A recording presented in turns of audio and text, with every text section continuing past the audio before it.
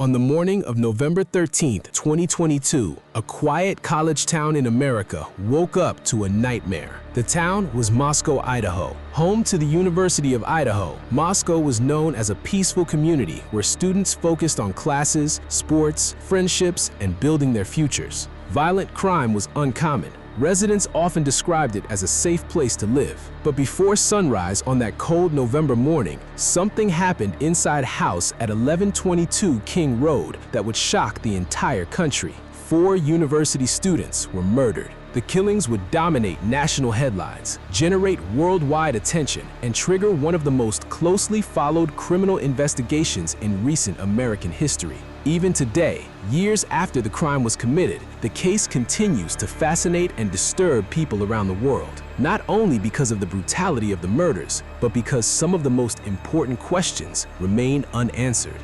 This is the story of the Idaho Murders and the investigation that followed. November 12, 2022 began like countless other Saturdays in a college town. Students gathered with friends, football fans celebrated game day, parties filled homes and apartments across Moscow. For 4 University of Idaho students, it appeared to be a completely ordinary weekend. Kaylee Goncalves, 21, and Madison Mogen, 21, spent part of the evening in downtown Moscow. Meanwhile, Ethan Chapin, 20, and Xana Kernodle, 20, attended a nearby gathering. Nothing about the night suggested that it would soon become one of the most infamous crime scenes in modern American history. As the evening came to an end, the 4 students returned to the house on King Road. The residence was a 3-story rental home located in a neighborhood populated largely by students. People frequently visited the property, friends came and went, social gatherings were common. Because of that environment, unusual activity around the home rarely attracted attention.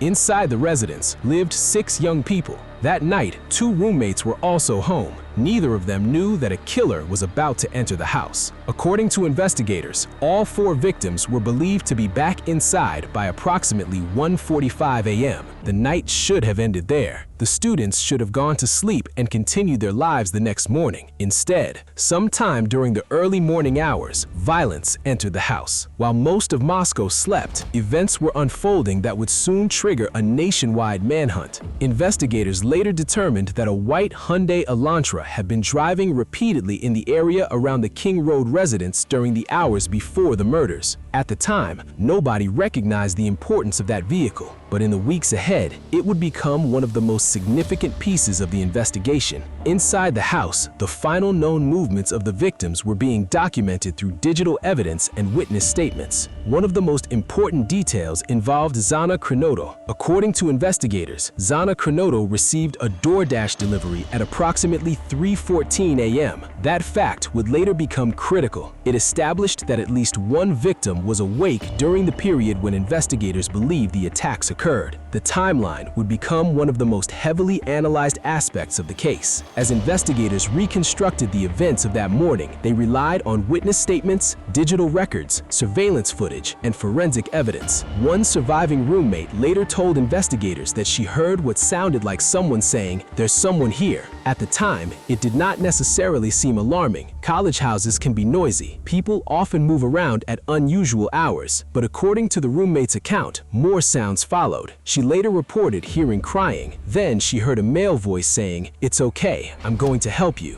Those words would become some of the chilling details ever revealed during the investigation. Moments later, the roommate opened her bedroom door. What she saw would become a key part of the probable cause affidavit. According to her statement, she observed a figure dressed in black walking through the residence. The individual wore a mask covering the lower portion of the face. She later described the person as having bushy eyebrows and an athletic build. The figure walked past her and continued toward the sliding glass door. Then, the person disappeared into the darkness. The encounter lasted only moments, but it would later become one of the most important eyewitness accounts in the entire case. Inside the house, the attacks had already taken place. The killer was gone, and 4 students were dead. Hours passed. Then, shortly before noon on November 13th, a 911 call was placed from the residence. The caller reported an unconscious person. When police officers arrived at the house, they discovered something far worse. Inside were the bodies of Kaylee Goncalves, Madison Mogen, Xana Kernodle, and Ethan Chapin. All four had been stabbed to death. The crime scene immediately shocked investigators. News of the murders spread quickly. Within hours, local coverage became national coverage. Television networks interrupted regular programming. Crime reporters arrived in Moscow. Journalists from around the world began covering the story. Questions emerged almost immediately. Who committed the murders? Why were these students targeted? Was the killer someone they knew? And perhaps the most frightening question of all, was the killer still in the area? For residents of Moscow, fear spread rapidly. Students became afraid to live alone. Parents worried about their children attending university. Many students left town temporarily. The sense of security that had defined the community was suddenly gone. Meanwhile, investigators faced enormous pressure. The entire country wanted answers. But during the early stages of the investigation, police had very few public answers to provide. There was no announced suspect, no publicly identified motive, no murder weapon recovered, and no immediate arrest. The lack of information created a vacuum. Into that vacuum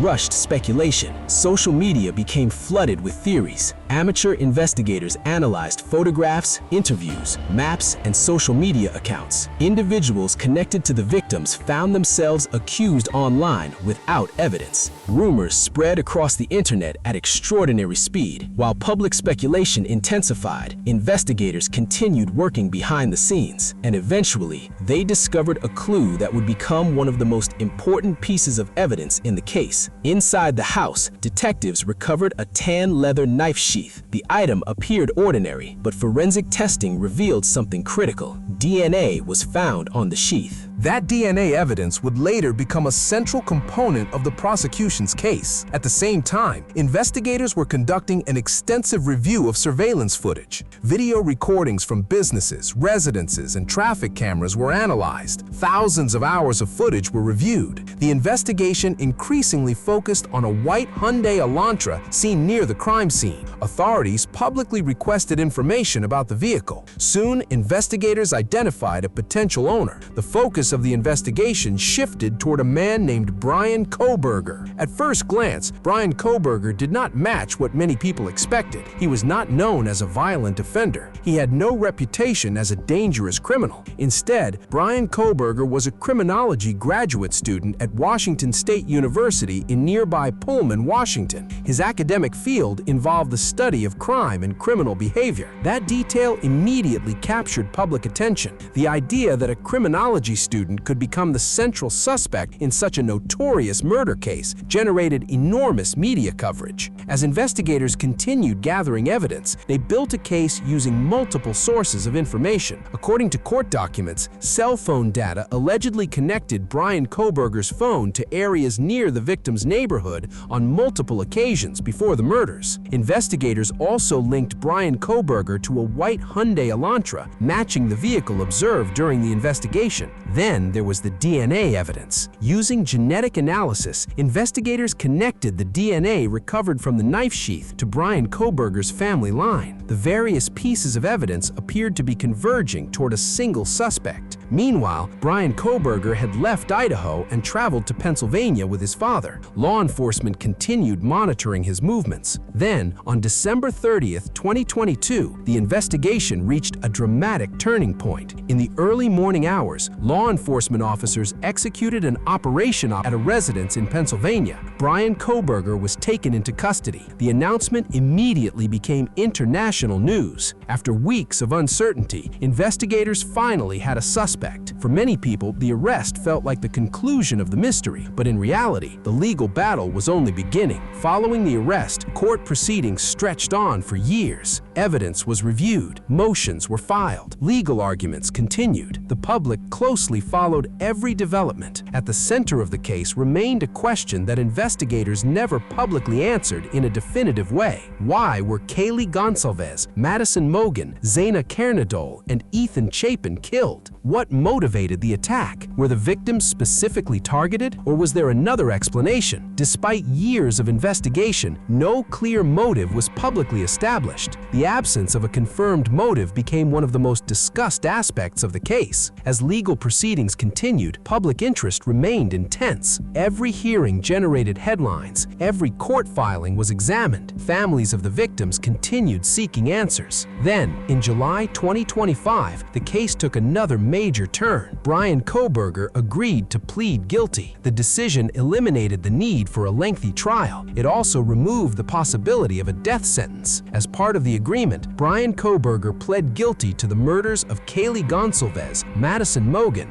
Xana Kernodle, and Ethan Chapin. He also pled guilty to burglary. The plea brought legal certainty, but it did not provide complete emotional closure. For many people, the biggest question remained unanswered. The guilty plea established responsibility. It did not fully explain motive. Families reacted in different ways. When the sentencing hearing arrived, family members and loved ones delivered emotional statements. Eventually, the court imposed its final punishment. Bryan Kohberger received 4 consecutive life sentences without the possibility of parole. He would spend the remainder of his life in prison. No release, no parole, no opportunity to return to freedom. Legally, the case had reached its conclusion, yet emotionally, many questions remained. Even today, the Idaho murders continue to hold a unique place in modern true crime history. The case contains many of the elements that capture public attention, but perhaps the most haunting aspect of the case is what remains unknown. Some answers may never become public, some motives may never be fully understood, and that uncertainty continues to fascinate people years later. On a cold November morning in 2022, 4 young people entered history for reasons nobody could have imagined. The shockwaves spread across America. Parents held their children closer, and a quiet college town became forever associated with one of the most chilling criminal cases of the modern era. The Idaho murders were solved, but for many people, they were never completely explained.